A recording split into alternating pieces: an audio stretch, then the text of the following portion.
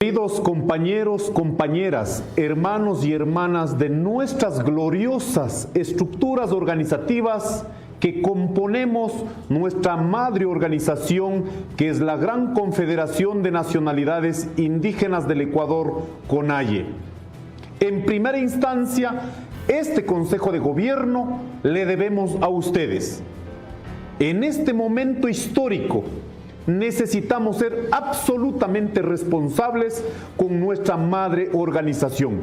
Es un momento histórico donde no podemos estar con titubeos, no podemos estar con mediocridades. La semana del 24 de mayo, la CONAIE y el pueblo ecuatoriano, a la cual extendemos nuestro saludo de respeto a todo el pueblo ecuatoriano, blancos, mestizos, cholos, montubios, afros, indígenas, a los campesinos, a los trabajadores, pequeña, mediana industria, a todos los sectores económicos de este país, debemos decir, en la semana del 24 fuimos invitados de manera pública por el movimiento Pachacuti, que aquí dice no solo al nombre del ex coordinador Marlon Santi, sino dice a nombre del Comité Ejecutivo Ampliado del Movimiento Pachacuti.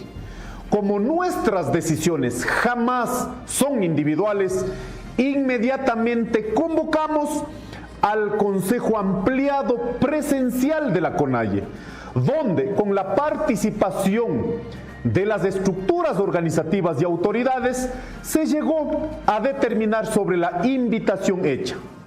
Muy bien, aceptamos la precandidatura no de Leonidas Issa, sino la representación de la CONAIE como un colectivo que hemos venido luchando por los derechos de todos y todas, no solo de los pueblos indígenas, en la cual, para avanzar en la conformación de esta candidatura, se había resuelto algunos procedimientos. Primero, debe, en este caso, conducir el nuevo comité ejecutivo encabezado por el compañero Guillermo Churuchumbi. Siguiente, apoyar a los ex asambleístas que sí actuaron en la línea de la CONAIE. Pero así también otra resolución donde rechazamos a los ex asambleístas de Pachacuti que actuaron abiertamente con el gobierno de Guillermo Lasso, quien sostiene las políticas neoliberales.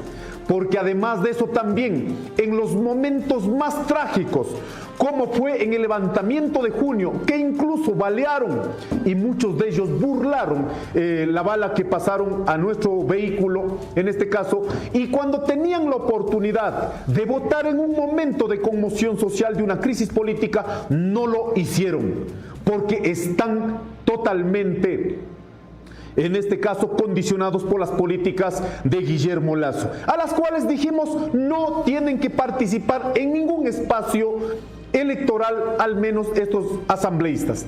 Pero sin embargo, aquí se ha permitido todo en la estructura del movimiento Pachacuti. Además de eso, siguiente resolución, dijimos, para avanzar con la candidatura, se debe constituir el número de asambleístas a nivel nacional, a nivel territorial, convocando a la unidad con las organizaciones que hemos luchado juntos. No puede ser que las organizaciones salgamos a las calles y los representantes a la Asamblea Nacional sean otros, por la cual en el Consejo Ampliado de la CONAIE se resolvió. Deben ser los compañeros luchadores, en este caso, de la FEINE, de la FENOCIN, de la CONAIE, ecologistas, Colectivo Yas Unidos, feministas, víctimas de los paros. Qué importante sería cuánto de nuestros compañeros que perdieron la vista, que puedan tener una representación de un sector que realmente ha luchado directamente. Además de eso, dijimos aperturar en ese sentido a una lucha mucho más amplia, por la cual habíamos avanzado en la conformación de una lista de consenso donde integren estas organizaciones con las cuales luchamos juntos. En ese proceso el Consejo Ampliado de la CONAIE demandó una comisión que avanzó en las conversaciones con el ex coordinador Marlon Santi, a la cual saludamos, que incluso llegaron a un acuerdo. El coordinador que legalmente debe, en este caso, firmarla, y el coordinador electo, mientras sustanciemos en el proceso jurídico para que quede en firme el nuevo comité ejecutivo. Saludamos esa postura que haya aperturado, por lo menos para poder sanear este proceso. Sin embargo, hemos visto las vocerías totalmente desatinadas, atacando a la estructura organizativa, atacando a nosotros como dirigentes, de otra parte del ex comité ejecutivo del movimiento Pachacutic, donde prácticamente no quieren garantizar la solución dentro del movimiento Pachacutic. Por ello saludamos que hayan avanzado en esta acta y vamos a continuar en ese proceso. Seguido de aquello, está los tres compañeros presidentes en este pronunciamiento. Se definió que en este caso se pueda inscribir la precandidatura y lo hizo nuestro compañero presidente del Ecuarunari, Alberto Ainahuan. Lo que nosotros nos sorprende, compañeros de nuestras bases, es que el exasambleísta Salvador Quispe ya participó en las primarias orgánicas de democracia interna a través de su federación provincial, participó en las primarias internas de la Ecuarunari. Lo que nos sorprende el día de la inscripción es que al otro día el señor Quispe pierde en la Ecuarunari, en su organización de base, y resulta que también aparece inscribiendo en la lista, en este caso a nivel de Pachacutic. Tremenda contradicción que realmente no respeta procesos democráticos, a la cual quieren someter, en este caso a los compañeros designados colectivamente, a un proceso totalmente arbitrario, totalmente fuera, que ha roto a los procesos organizativos. En esa base también quiero decir que han hecho alusión en estos días la señora Castillo, donde atribuye que ella es la presidenta. Y debo manifestar a 30 de mayo la certificación del Consejo Nacional Electoral. En este caso, certifica que el presidente del Tribunal Nacional Electoral, mientras haya este proceso de transición a la nueva coordinación, es el señor Marcelo Tipán, y sale como autoridad a nivel nacional, arrogando funciones y encima de eso discriminando a los compañeros que venimos desde las estructuras de base.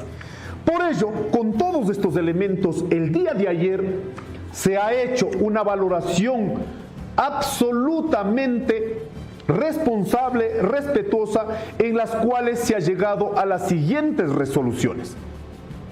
Primero, ratificar las resoluciones del Consejo Ampliado de la CONAIE del 25 de mayo con algunos adimentos, tomando en cuenta tomadas en reunión presencial en el Teatro Prometeo de la Casa de la Cultura. 2. ¿Cuáles son estos adimentos que acogió en la resolución del día de ayer? El Consejo Ampliado de la CONAIE, consecuentemente con su proyecto político y sus principios ideológicos de lucha constante por la defensa de los derechos de las nacionalidades y pueblos y comunidades indígenas, así como los sectores populares de izquierda a nivel nacional, por unanimidad, se retira la precandidatura del compañero Leonidas Issa a la presidencia de la República, toda vez que no se ha cumplido con las resoluciones del Consejo Ampliado del 25 de mayo, en el cual se solicita en el registro del comité del MUB liderada por el compañero Guillermo Churuchumbi, así como también el retiro inmediato de los funcionarios de las funciones del ex coordinador Marlon Santi y su comité ejecutivo, además de la no participación electoral de los ex asambleístas del MUB cercanos o los que colaboraron con el gobierno de Lazo. Ninguna de estas condiciones se han avanzado, más bien han significado una postura radicalmente por parte de ellos a una defensa desde esta política comprometida con las políticas del gobierno de Lazo. 3. para que quede también absolutamente claro, nosotros no nos vamos de Pachacuti. Solo hay que sacar esos malos elementos que no han conducido a nuestro glorioso movimiento Pachacuti, que nació en el corazón de las luchas del movimiento indígena, pero articulado con todos los sectores populares de este país, sindicatos, madres de familia, amas de casa, estudiantes, donde efectivamente se ha venido construyendo esta historia. Por ello decimos tres, trabajaremos con todos los candidatos asambleístas de las estructuras provinciales y adherentes que han respetado la democracia comunitaria y que son compañeros del movimiento indígena y de las estructuras sociales organizativas del país, con los cuales se realizará una campaña política activa. No se aprobarán alianzas con otros partidos políticos que sean contrarios a nuestro proyecto político ideológico, que estén fuera de las decisiones orgánicas del MUP y las organizaciones de base de la CONAIE. Nos quedamos cuidando la casa grande de nuestra gloriosa CONAIE, pero también depurando al interior del movimiento Pachacuti, la vamos a fortalecer, porque aquí no se trata de candidatos, sino de un proyecto político.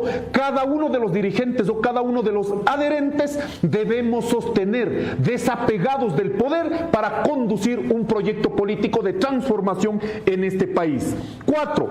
Continuar con los procesos legales en el Consejo Nacional Electoral y el Tribunal Contencioso Electoral para la inscripción de la nueva coordinación elegida el 29 de abril en el 10º Congreso del Movimiento Pachacuti, encabezado por el compañero Guillermo Churuchumbi. Inmediatamente haremos una marcha a la casa de donde depende en este momento el registro, el CNE y el Contencioso Electoral del Ecuador, porque aquí no hemos agredido ningún derecho de nadie, solo exigimos un derecho ganado, incluso en condiciones desfavorables, en donde tuvimos el triunfo con el compañero Guillermo Churuchumbi. Con todo esto queremos decir al pueblo ecuatoriano, queremos decir a nuestras estructuras de base, no podemos seguir entregando nuestras fuerzas única y simplemente a las coyunturas electorales. Es tiempo de asentar con toda nuestra fuerza organizativa en concretar ese proyecto político de transformación sostenida en nuestros abuelos y abuelas. Gracias a la lucha de más de 500 años, esta decisión en estos últimos 200 años de la vida republicana está reconocido legalmente nuestro proyecto político, ese proyecto político de transformación desde la izquierda plurinacional, esa plurinacionalidad que reconoce lo diverso, los blancos, mestizos, cholos, montubios, indígenas, afros, pero así también reconoce la diversidad económica. Respetamos la economía comunitaria, la economía privada, la economía pública, pero así también necesitamos dar un salto cualitativo, donde esto demande el summa causa como el sueño mayor para la sociedad. Demandamos que esto no vayan llevando en nombre del summa causa y de nuestra plurinacionalidad a acabar con nuestros territorios. Necesitamos garantizar una economía ecológicamente activa, ecológicamente equilibrada. No podemos permitir en este momento que el gobierno nacional, a pretexto de la muerte cruzada, han sacado leyes bajo decreto, han sacado decretos presidenciales donde no van a garantizar el derecho a la consulta previa, libre e informada. Van a militarizar nuestros territorios, lo están haciendo de militarizar nuestros territorios. Por ello, con la fuerza organizativa, con la vocería de la CONAIE, quedamos cuidando nuestra casa de toda la vida, nuestras estructuras organizativas, pero defendiendo el territorio en contra de las mineras. Necesitamos aquí cuidar la casa grande, cuidar la ecología, cuidar los páramos, cuidar la selva, cuidar los mares. Por ello quedamos y rechazamos a todos los candidatos que ahora se han presentado. Unos, mientras luchamos aquí toda la vida, somos atacados de terroristas. Cuando nosotros venimos y producimos en este país y damos de comer a las grandes ciudades, a ellos nos tratan de terroristas, de violentos, porque salimos a defender nuestros derechos. Pero resulta que hay candidatos que han sido mercenarios en las guerras, que han acabado con las vidas seguramente en esas guerras, y resulta que vienen a ser ejemplo en este país. ¿Dónde puede estar pensando la sociedad ecuatoriana que podemos tener a candidatos mercenarios que pueden dirigir este país? O así también tenemos candidatos que en el tiempo cuando hicieron su capital político decían que luchan por la vida, por el agua, en contra de las mineras extractivas. Ahora que se han puesto de candidatos, en cambio dicen que van a garantizar el 100% de vigencia de la minería legal. Minería legal y minería ilegal hacen efectivamente lo mismo, dañan la vida, acaban los cauces de agua. Rechazamos esas actitudes de esos candidatos que solo se han servido de las luchas para tener su capital político, y ahora que pueden conducirla no la tienen su palabra para defender lo que siempre construyeron para construir sus referencias políticas. O así también tenemos candidatos sostenidas desde esta lógica de la derecha neoliberal que no han permitido que en este país haya una real redistribución de la riqueza de la tierra. Simplemente han quedado, en este caso, apropiando de la riqueza para sí mismo. Por ello queremos invitar, queridos compañeros, en estas elecciones, en las siguientes, no podemos caer en la trampa. Necesitamos profundizar el poder para el pueblo, el poder desde el pueblo, y vamos transformando una sociedad, una democracia que esté al servicio del pueblo, un sistema político dignificado que esté al servicio del pueblo, pero no podemos seguir siendo utilizados para ventajosamente trasladar nuestras fuerzas a los partidos políticos o a los sujetos políticos que nos han hecho daño. Por ello, queridos compañeros, siempre unidos, siempre a la defensiva de nuestros derechos, vamos a sostener en esta coyuntura. Un abrazo a todos y todas, una buena mañana. Con esto el pronunciamiento del Consejo de Gobierno de la CONAIE y las estructuras regionales. ¡Viva la CONAIE! ¡Viva la Ecuarunari! ¡Viva la CONAICE! ¡Viva la CONFEñaE! Y si la alcanzamos fue porque supimos encontrarnos, pero desde luego soy también el primero en reconocer que no todo ha sido perfecto. La etapa post-pandemia ha traído consigo nuevos desafíos, algunos muy difíciles de prever a causa de la inédita urgencia que enfrentábamos. El más evidente de ellos es la delincuencia asociada al narcotráfico, que durante la crisis sanitaria previo a mi gobierno continuó moviéndose entre las sombras sin las restricciones a las que la economía formal tuvo que someterse. Fue por ello que tras la vuelta a la normalidad, las actividades narcodelictivas se recrudecieron. Sobra decir que jamás nos doblegamos. El gobierno nacional y las fuerzas del orden respondieron firmemente ante el nuevo desafío. Así lo confirman las incautaciones récord de drogas, que ampliamente superan las correspondientes a los gobiernos anteriores al mío.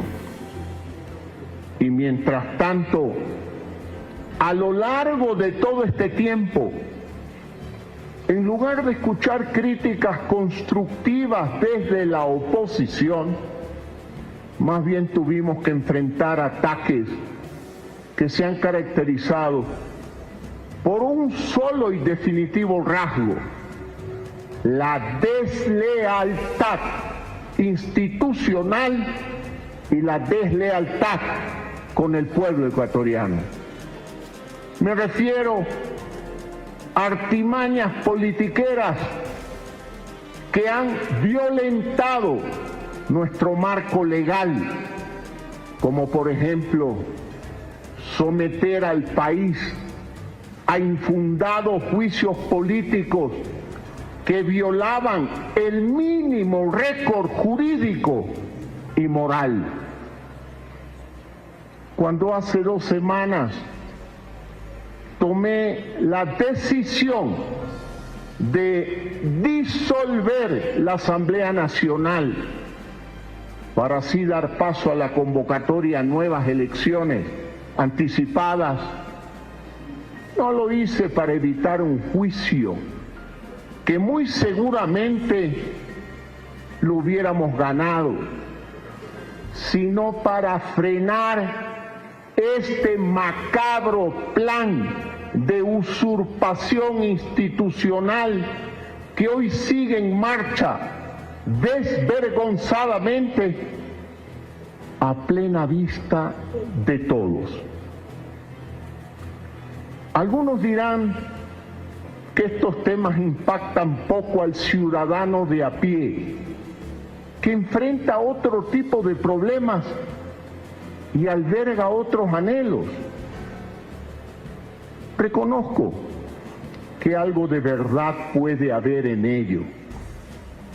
Sin embargo, hoy estoy aquí para decirles que la institucionalidad sí importa, que el respeto a la ley sí importa, que la democracia y la legalidad sí importan. Todas estas cosas importan e impactan en nuestra habilidad de prosperar, trabajar y crecer como país. Es el deber de quienes ocupamos posiciones de liderazgo no solamente señalar el camino correcto, sino sobre todo transitarlo con el ejemplo. Es por ello, ecuatorianos, que quiero decirles que en las próximas elecciones tendremos la oportunidad de frenar este plan macabro de manera definitiva. Tendremos que escoger entre 2 opciones muy claras: o democracia o autoritarismo. Yo estoy convencido de que los demócratas tenemos amplias posibilidades de prevalecer, pero nadie puede perder de vista que en el Ecuador existe un sector político que, si bien es minoritario, debe ser vencido y enfrentado en unidad por todas las agrupaciones que amamos la democracia. En numerosas ocasiones he dicho que ejercer el cargo de presidente de la República es el máximo honor al que un ciudadano puede aspirar. Así ha sido para mí. Este es el más grande honor de mi vida. Sin embargo, muy por encima del cargo de presidente, yo amo a la democracia.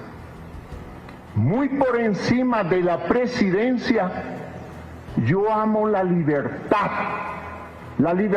que goza cada ciudadano ecuatoriano para perseguir sus sueños. Y si mi deber de presidente me exige que me desprenda de mi cargo para así ayudar a proteger la democracia, pues así lo haré. No una, sino 1000 veces, sin miedos y con la conciencia tranquila. Es por eso que hoy, después de una profunda reflexión, quiero anunciarles que no aceptaré la postulación a la presidencia de la República para las elecciones de agosto. Quiero ser claro, no aceptaré la postulación como candidato a la presidencia de la República en las próximas elecciones del 20 de agosto. Eso sí, que quede algo muy claro, esto no es ni de lejos un punto final, más bien es un nuevo comienzo para que este gobierno,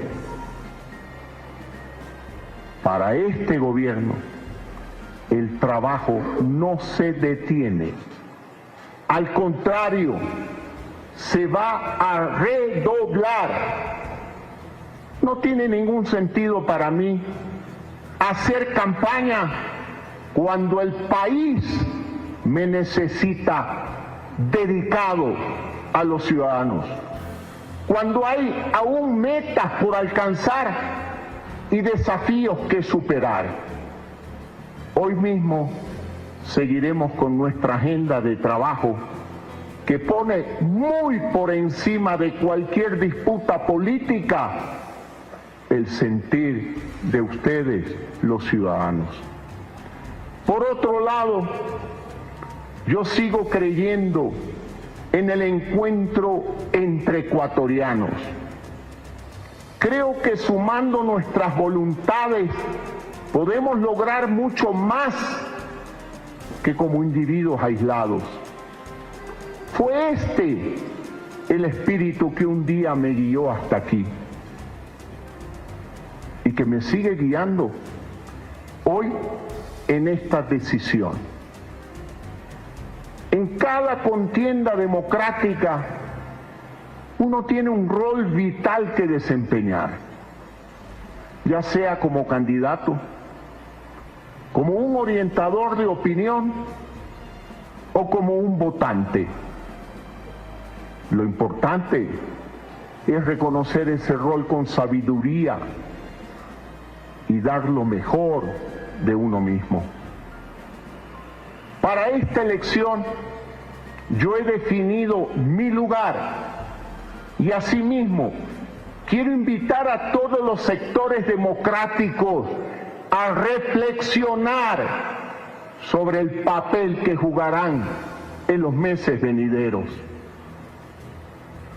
Contéstense seriamente la siguiente pregunta. ¿Su participación en la contienda electoral incrementa o disminuye las probabilidades de que la democracia prevalezca en el Ecuador? Así entonces, el presidente de la República, Guillermo Lasso, ha dicho que después de una profunda reflexión no aceptará la postulación a la presidencia de la República para las elecciones del 20 de agosto en representación del movimiento Creo, tal y como era la propuesta de dicho movimiento. Ha dicho también que enfocará sus acciones más bien en trabajar por el país en lo que le resta de gobierno. También extendió un llamado al resto de partidos políticos a un gran acuerdo en beneficio del país. Entonces reiteramos, el presidente Guillermo Lasso ha dicho hace pocos segundos que no aceptará postularse como candidato a la presidencia de la República en las elecciones extraordinarias del 20 de agosto. Y les contamos ahora que la CONAIE retiró la precandidatura de Leonidas Issa a la presidencia de la República. Sostiene que no hay las condiciones dentro de Pachacutic. Desde el partido político lo tachan de irresponsable y ahora comenzarán los diálogos con Salvador Quispe y Yacu Pérez. Issa queda fuera de la carrera a Carondelet. Las organizaciones indígenas que forman parte de la CONAIE decidieron retirar su precandidatura a la presidencia de la República. ¿Por qué dicen no hay condiciones? No es lógico la participación del compañero Leonidas Issa Salazar, porque en la lista de los asambleístas nacionales, sobre todo están algunos señores que estuvieron en contra del paro nacional. Denuncian que no se cumplió el acuerdo por la unidad entre Pachakutik y la CONAIE. No han permitido. En una de las resoluciones decía trabajar una lista de consenso para los asambleístas, los candidatos para la Asamblea Nacional, las cuales ya tenían trabajado, ya tenían otras listas, las cuales es inconsecuente que poder avanzar en este proceso de este acuerdo. ISA denunció que las vocerías de Pachakutik atacaron a los dirigentes de la CONAIE y que no se cumplió con las resoluciones del 25 de mayo, que consistían en que se acepte la coordinación de Guillermo Churuchumbi y que no se dé paso a los exasambleístas que habrían sido cercanos al gobierno. De otra parte, del ex comité ejecutivo del movimiento Pachakutik, donde prácticamente no quieren garantizar la solución dentro del movimiento Pachakutik. De su lado, Marlon Santi sostiene que esperaron 5 días para que ISA confirme su candidatura, por eso lo tachan de irresponsable. Y él tenía que haber sincerado en la carta que yo envié hace 15 días, decir, yo no puedo y no acepto. No estoy en condiciones de ser candidato a la presidencia. Basado en la Constitución, el Código de Democracia, él cumplía todos los estándares para ser candidato a la presidencia.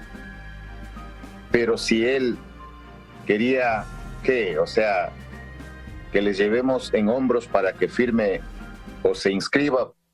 Santi dice que esta decisión sí afecta al partido político por haber tomado una decisión de última hora.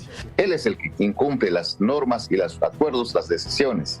Así que es una persona arrogante, es una persona subjetivamente imprescindible, según él. No, aquí hay muchos compañeros líderes que son capaces. Aquí la proyección del movimiento Pachakutik es servir a todos los ecuatorianos sin segmentar ni automarginarlos. Problema de él si se automargina. Uno de ellos sería Salvador Quispe, con quien hablarán en las próximas horas, y tampoco descartan hablar con Yacu Pérez. De no tener candidato propio, deberán definir a quién van a apoyar. Daniel Noboa y Verónica Abad conforman el primer binomio que formaliza su precandidatura ante el Consejo Nacional Electoral, mientras aparecen nuevos nombres en la lista de precandidatos y otros ya confirman binomios.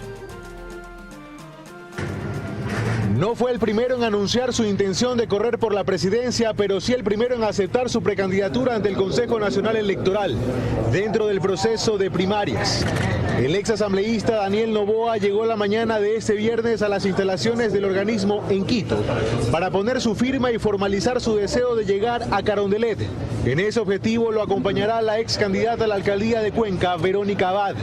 Soy de la ciudad de Cuenca, Azuaya de corazón, y bueno, he tomado este reto hoy en día para frentear junto a Daniel Noboa la candidata para el vicepresidente de esta nación.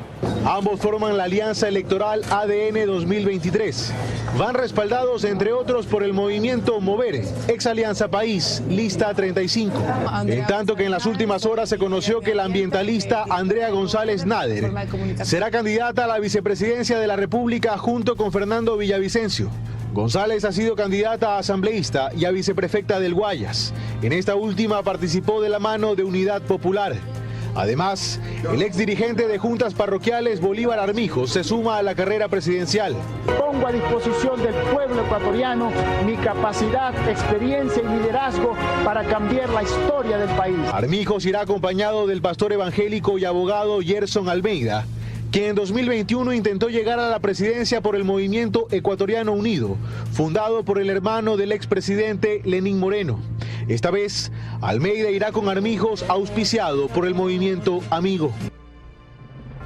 Ecuador no solo elegirá en las urnas el próximo 20 de agosto el nuevo binomio presidencial, también se conformará un legislativo en el que Guayas, Pichincha y Manabí tendrán mayor representación por el número de habitantes. Ecuador elegirá nuevamente a 137 asambleístas en estas elecciones extraordinarias. De esta cifra, 15 serán asambleístas nacionales, 122 provinciales y 6 representarán a los ecuatorianos en el exterior. Y si bien es una asamblea que legisla por el país, la representación de cada provincia en el Pleno dependerá del número de habitantes. Así lo estipula el artículo 118 de la Constitución, en el que especifica que la Asamblea Nacional se integrará por 2 asambleístas nacionales por cada 1.000.000 de habitantes, un asambleísta por cada provincia y adicional uno más por cada 250.000 habitantes y un asambleísta elegido por cada 500.000 habitantes que residan en el exterior. En este sentido, Guayas, al tener casi 3 millones de habitantes, deberá escoger a 20 nuevos legisladores que representarán a los 4 distritos de la provincia, convirtiéndose en la localidad con más representación en el Pleno, seguida por Pichincha, que con 4 distritos elegirá a 16 nuevos asambleístas. La tercera provincia con más representación es Manabí, que con 1,5 millones de habitantes y 2 distritos elegirá a 9 legisladores. El resto de provincias tendrá menos representación. Por ejemplo, Azuay y El Oro elegirán a 5 cada una. Bolívar, Cañar, Santa Elena, Sucumbíos y Carchi a 3, Chimborazo, Cotopaxi, Esmeraldas, Imbabura, Santo Domingo de los Áchilas, Tungurahua y Loja a 4. Los Ríos a 6 y Galápagos, Morona Santiago, Napo, Orellana, Pastaza y Zamora Chinchipe a 2. Estas cifras se calcularon en base al censo poblacional de 2010, que registró que hasta esa fecha Ecuador era conformado por 14 millones de habitantes. La policía redobló la seguridad de la fiscal general del Estado, Diana Salazar, quien recibió un video con amenazas de muerte esta madrugada. Se investiga quiénes están detrás de este video. Usted decide, mi doctora. Es el mensaje que la madrugada de este jueves recibió la fiscal general del Estado, Diana Salazar, en su teléfono celular. Esta se acompañaba a un video en el que se observa a 6 sujetos con fusiles y con los rostros tapados. Uno de ellos, sin vacilar, amenaza de muerte a la fiscal general. Ya vas a cumplir años. No quiero arruinarle tu fiesta, matándote a tu hija, porque antes de matarte te hago llorar y sufrir. Esto es fácil y sencillo. Si no te va por las buenas, te va por las malas. El video fue enviado desde un número antecedido por más 380, código correspondiente a Ucrania. El presidente de la República, Guillermo Lasso, se pronunció en su cuenta de Twitter, disponiendo a la policía que se le brinde toda la protección necesaria. Está fortalecida la seguridad, se han tomado algunas medidas que ya están, va a ser progresivo, algunas medidas han sido inmediatas, pero otras se fortalecerán en el transcurso de estos días. El comandante general de la policía, Fausto Salinas, asegura que al momento unidades especializadas rastrean el origen del audiovisual. Las personas que lanzan estas amenazas a través de números del extranjero lo que buscan es ocultar el lugar de donde lo hicieron. Tenemos que buscar las conexiones de cómo llegó ese video a ese número y qué relaciones tiene con los posibles causantes. Y una vez que identifiquemos el caso, podremos relacionarlo con quién es la persona que está atrás o quién es el autor intelectual de estos hechos. El presidente de la Corte Nacional de Justicia reaccionó. A través de estas amenazas, de estas intimidaciones, lo que se pretende es buscar torcer las resoluciones de quienes hacemos parte de la función judicial. Lejos de eso, la función judicial debe mantenerse en sus funciones independientes, imparciales y en una actuación en estricto derecho. Su preocupación se suma a la indignación que se evidencia en la opinión pública. La ex fiscal general del Estado, Mariana Yepes, cree que las amenazas no son casualidad y que podrían reflejar una nueva conexión entre el crimen organizado y la política. Estamos viviendo un momento político, ¿no? Entonces quizás esta podría ser la coyuntura para tratar de que ingresen al proceso electoral personas que están con sentencia ejecutoriada o que están siendo motivo de investigación. En sus páginas oficiales, la Fiscalía llamó a la opinión pública y a organismos internacionales a estar vigilantes ante intentos de tomarse la institución por cualquier vía y a cualquier costo. Todo esto ocurre mientras desde el Consejo de la Judicatura y el Consejo de Participación Ciudadana se intenta arrinconar a la fiscal general. El perito Roberto Mesa, quien investiga el crimen del general Gabela, presentó un primer diagnóstico sobre la información recibida para reconstruir las conclusiones que desaparecieron desde hace 10 años. Mesa confirma que hay documentos forjados. En este primer diagnóstico entregado por el perito Roberto Mesa, encargado de reconstruir el tercer informe respecto de la investigación sobre el crimen al general Jorge Gabela, ha dicho que sí está en capacidad de reconstruirlo por un lado y de determinar los supuestos responsables que había determinado ya en un primer informe en el 2013. Algunos de los señalamientos que ha hecho respecto de la falta de información y también el cambio de conclusiones en la información que le fue entregada hace aproximadamente 15 días. Les tenemos en la siguiente nota. Veamos. Sí, va a ser posible. Nombres y apellidos. Roberto Mesa, el perito encargado de reconstruir el informe sobre el crimen al excomandante de la FAE Jorge Gabela, confirma así que aún con expedientes mutilados, documentos forjados y otros tantos desaparecidos, podrá entregar nuevamente un informe completo con sus conclusiones. Y principalmente el material probatorio digital no se encuentra completo. Falta información.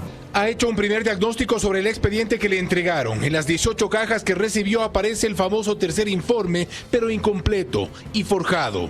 Hay 3 versiones distintas de este tercer informe. Ninguna corresponde a su trabajo. Lo curioso es que los 3 informes forjados concluyen que es un caso de delincuencia común, algo que Mesa nunca dijo. Las 3 versiones encontradas, en ninguna de ellas, cualquiera de las 3 versiones contenía ni sumillas ni mi firma de responsabilidad. Los comisionados están decididos a conseguir toda la información necesaria sobre este caso y entregar respuestas a la familia Gabela, asegura Janine Cruz. Nosotros ya nos ha llegado oficialmente el pedido de los 2 elementos importantes, esenciales para la reconstrucción del tercer informe o producto final.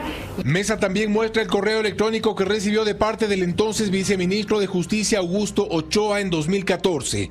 Allí le pide eliminar conclusiones, recomendaciones y testimonios. Número total de páginas que solicitaban que sean eliminadas es grandiosa. Otro dato curioso, se borraron nombres del acta de la reunión en la que Mesa entregó el informe completo. Estuvieron los miembros del comité interinstitucional, no obstante Mesa sí recuerda los nombres de quienes estuvieron allí. No figuraba el nombre del ministro del Interior, el doctor Serrano, tampoco. Falta, por ejemplo, el nombre de la gente de la SENAIN que estuvo presente en esa reunión. Lo cierto es que el trabajo deberá ser efectivo. El crimen del general Jorge Gabela tiene por ahora cabos sueltos, dudas que el perito ofrece despejar en menos de 2 meses, que es el tiempo que tienen para reconstruir el caso y saber quiénes y bajo qué motivaciones mandaron a matar a Gabela.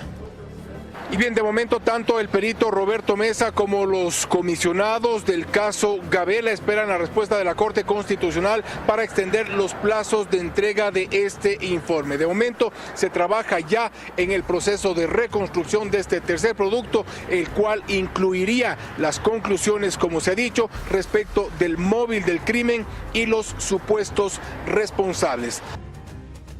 El presidente de la Corte Nacional de Justicia, Iván Saquicela, recuerda que la sentencia del caso Sobornos está en firme y que no es viable presentar recursos constitucionales para revertirla o suspenderla. Que sepa el Ecuador de forma clara, diáfana, contundente, que cualquier juez del Ecuador que vaya a conocer una medida de esta naturaleza tiene que recordar y saber que hay una sentencia firme, adoptada no solamente por Iván Saquicela como miembro de un tribunal, sino por 10 jueces de la Corte Nacional, que está firme y que, entre otras cosas, además de la condena privativa de la libertad, determina la suspensión de los llamados derechos de participación o políticos por 8 años. ¿Tienes seguro? ¿De qué hablo? Hablo de derecho. Tras una reunión de 7 horas, el Consejo Ejecutivo Nacional de Izquierda Democrática decidió respaldar la candidatura presidencial de Otto Sonnenholzner. De esta forma se empiezan a consolidar las alianzas y los nombres de quienes integrarán las papeletas el próximo 20 de agosto. Ante la circunstancia política que vive el país, hay que buscar una unidad nacional, un acuerdo nacional. Se ha logrado hacerlo con la candidatura del señor Otto. Él representa una opción presidencial para el país por su capacidad. Aseguran que su papel como vicepresidente en el gobierno de Lenín Moreno fue acertado y que dio un paso al costado cuando estuvo en desacuerdo con el rumbo que tomaba esa administración. Renunció porque es un hombre honesto y la honestidad debe estar sobre todas las cosas para un candidato presidencial. Nosotros vemos en él grandes dotes, un hombre joven, un hombre capaz. Izquierda Democrática complementa el espaldarazo otorgado por los movimientos Suma y Avanza, organizaciones políticas que apuntan a que es necesario un cambio. De darle una visión diferente a los ecuatorianos de la misma clase política o politiquera, que lo único que les interesa son sus privilegios, son sus prebendas, son el amarre, la troncha y no las necesidades de la gente. Que la encarne y la lidere Otto Sonnenholzner. En cuanto a sus candidatos a la Asamblea Nacional, Izquierda Democrática asegura que continúan trabajando en el listado, pero que en un par de días el Consejo Ejecutivo lo definirá. Las organizaciones políticas tienen hasta el 10 de junio para inscribir a sus candidatos. Siempre unidos, siempre a la defensiva de nuestros derechos, vamos a sostener en esta coyuntura. Un abrazo a todos y todas, una buena mañana.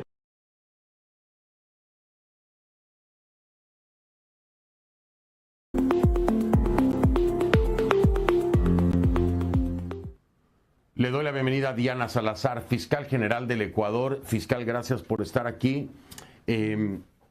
He quedado, se lo tengo que decir, muy mal colocado después de haber visto este video en su totalidad. Nosotros no queremos retransmitirlo porque no le queremos dar espacio a este grupo delincuencial para seguir victimizando o revictimizar primero a usted y a su familia, y para servir de plataforma para difundir un mensaje de terror y de amenaza. Por eso no lo hemos hecho. He mostrado solamente el video, pero pensamos que es mejor no seguir dándole espacio al mismo, pero sí a usted y a su voz. Fiscal, ya habían amenazas, pero nunca a este nivel. ¿Qué piensa acerca de esto? Bienvenida. Así es, Fernando. Muchísimas gracias por esta oportunidad de exponer lo que está pasando en el Ecuador en este momento con la fiscal general del Estado, Diana Salazar Méndez. Quiero empezar esta entrevista agradeciendo a todas las personas, las instituciones y los países que me han hecho llegar muestras de apoyo por el momento en el que estoy atravesando. No solo a nivel institucional, sino que esto ya ha ido escalando a nivel personal.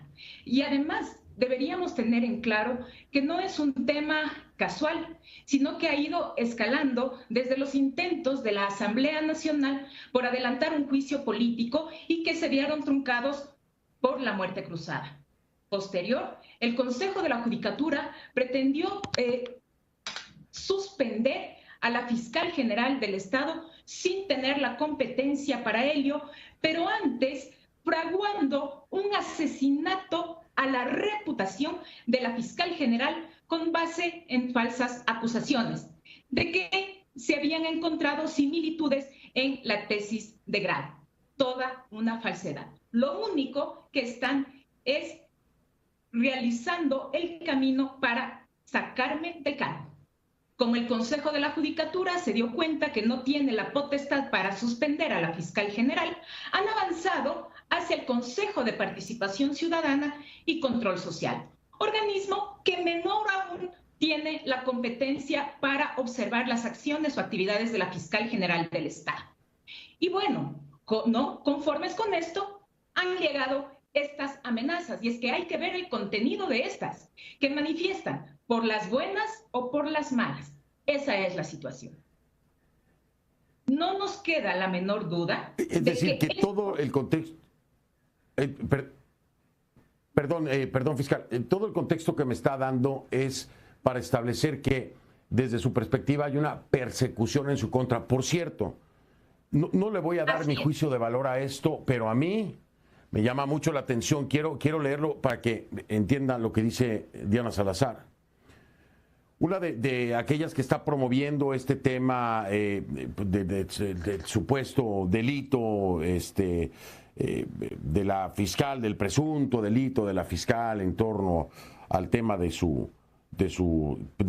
plagio, etcétera, que lo está mencionando Diana Salazar, es precisamente Priscila Chetini, y es parte de este colectivo Acción Jurídica Popular que está tratando de accionar en contra de la fiscal para que sea sacada del cargo. Pero yo quiero compartirlo, usted lo sabrá seguramente, pero la reacción de esta mujer, que no sé si sea madre de familia, pero la reacción de esta mujer, que es además esposa de Freddy Carrión, ex defensor del pueblo, que está sentenciado a 3 años de cárcel por ser autor de delito de abuso sexual. Exactamente. ¿Sabe cómo reaccionó, fiscal? Dice Priscila Chetini: si miran las imágenes, el supuesto video de la amenaza a la fiscal, ni siquiera se descargaba el video y ya sabían lo que decía. Victimizar a la fiscal no borra el plagio. Es decir, esta mujer está planteando como si esto lo hubieran inventado ustedes. ¿Qué opina de esto? Porque me voy a guardar los calificativos, pero ¿qué opina? Es que ya vemos el nivel de esta gente que únicamente busca la impunidad. El día lunes ha planteado por 5ª ocasión un recurso de habeas corpus, como usted bien manifestó, Fernando, el señor ex defensor del pueblo Freddy Carrión, sentenciado por abuso sexual, y cuya única pretensión es librarse de la condena que ya tiene por 2ª instancia. Es que eso es lo que les está llevando.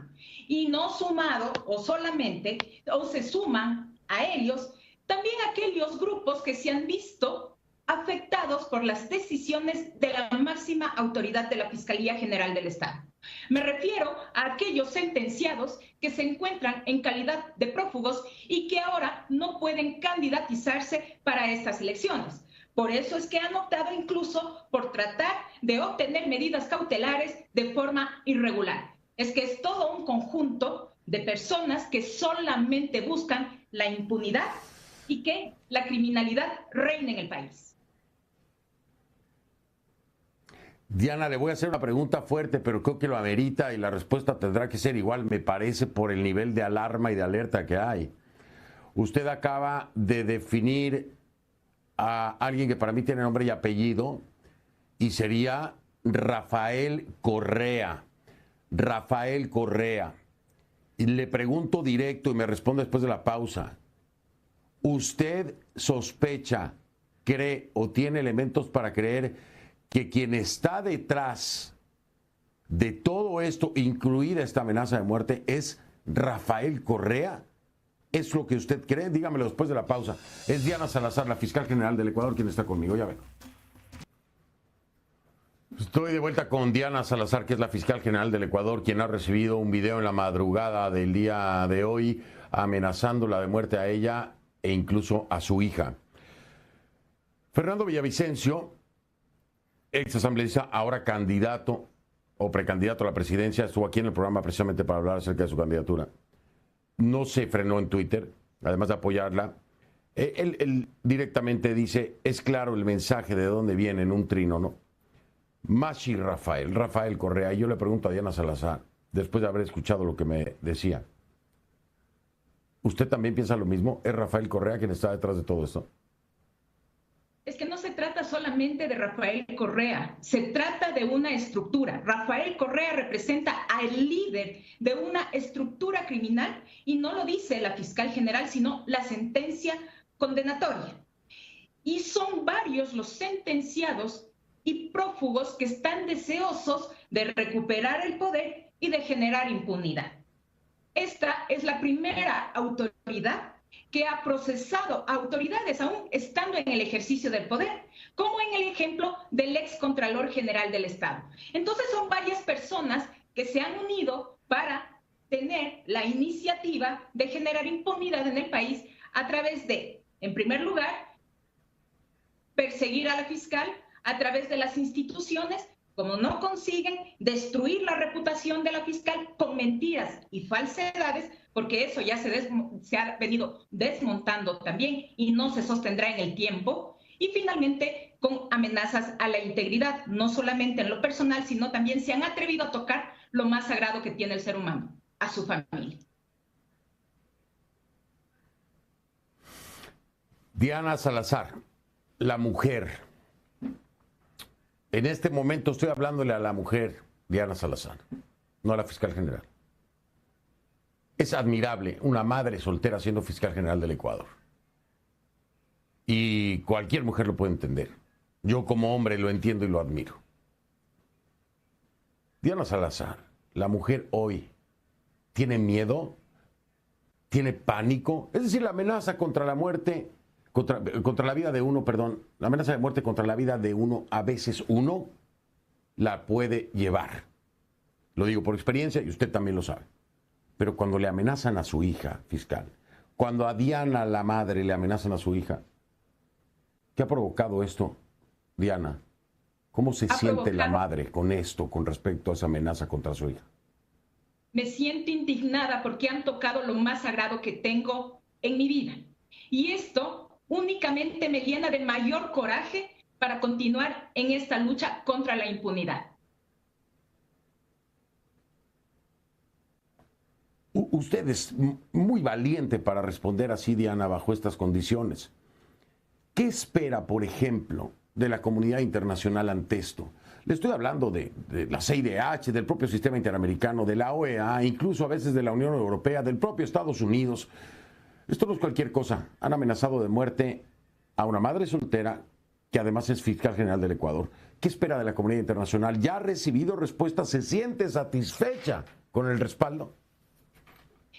Yo pido estar alerta a toda la comunidad internacional, al sistema de derechos humanos, al sistema interamericano y sobre todo a los países. Y es que ya he recibido también algunas posiciones de apoyo a esta gestión. Yo sé que no estoy sola, no solamente es la comunidad internacional, porque además todo el Ecuador no está hundido con esa organización criminal. Hay gente buena también que me está apoyando y eso es lo que me da fuerza para continuar. Por eso inicié agradeciendo a todas esas iniciativas. Diana, ¿se siente segura con la oferta de seguridad del presidente Guillermo Lasso cuando uno de sus grandes fallos ha sido precisamente la seguridad en el Ecuador? Tenemos la confianza que el Estado estará a la altura de cuidar y proteger la integridad no solamente de la fiscal general, sino también de toda mi familia. Ante esta situación de amenaza tan grave, Diana, usted tiene un final de mandato. ¿Se va a quedar en el país? Ahora mismo es la fiscal, ahora mismo tiene una posición en la que el propio Estado está obligado, en que la comunidad internacional tiene que responder y respaldar. Pero cuando su mandato termina, Diana Salazar se convierte en una ciudadana más. Y yo no sé si esa amenaza se va a ir o se va a quedar. Diana Salazar, ¿qué piensa hacia el futuro? Diana Salazar estará en capacidad de aportar en la comunidad internacional con todo el conocimiento y la experiencia que hoy estamos obteniendo. Ya hemos demostrado que en Ecuador sí es posible y estamos seguros que la comunidad internacional acogerá todo el conocimiento y este bagaje que estamos teniendo ahora, todo a su debido tiempo.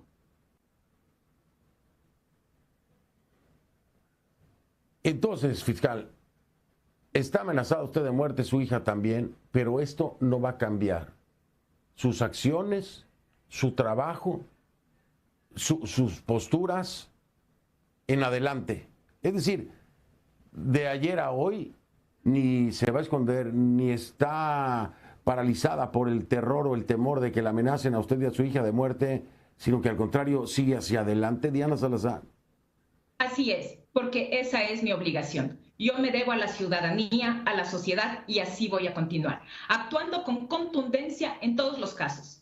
Mire, Fernando, el día de hoy, por ejemplo, anunciamos conforme ya estaba planificado y quizá también a eso se debe la desesperación de estos grupos por sacarme del cargo, un nuevo caso de corrupción que involucra al ex al gobierno del expresidente Rafael Correa, ahora prófugo. Me refiero al caso de la reconstrucción de Manabí. Han tratado, por ejemplo, de ir posicionando de que no existen suficientes elementos, de que no hay pruebas, así como en el caso Sobornos. Han tratado incluso de caricaturizar los términos que el cuaderno de Hello Kitty, que el influjo psíquico. Todas esas son figuras que existen acá en el país. Influjo psíquico igual instigación, que no se confunda la ciudadanía. Cuaderno de Hello Kitty, no señor. Libretas de su ex secretaria que escribía y en donde registraba los pagos, los sobornos. Y así como hemos organizado casos fuertes y contundentes, tienen el temor de que ahora avancemos con este nuevo caso que hemos anunciado y solicitado formular cargos ante la Corte Nacional de Justicia. Ese es el trabajo y la forma que tenemos de agradecer a la ciudadanía por todo el apoyo que nos está brindando. Diana, le digo ahora, me tengo que despedir desde aquí, le digo ahora mis respetos, mi total admiración. Ojalá la comunidad internacional en este momento reaccione a la altura, que tenga el respaldo que necesita Diana Salazar como tal. Y cuídese por favor mucho, fiscal. Cuídese por favor mucho. Estamos aquí a la orden, al pendiente por supuesto, y ojalá den con el paradero de estos delincuentes, de estos criminales, de estos miserables que amenazan a una madre soltera y a su hija de muerte. Ojalá la próxima entrevista sea para decirle, Diana, deme los nombres, por favor, que ya los capturaron. Ojalá que así sea. Ojalá. Mil gracias, fiscal, por la confianza de estar aquí en el programa. Muchísimas gracias a usted por el espacio.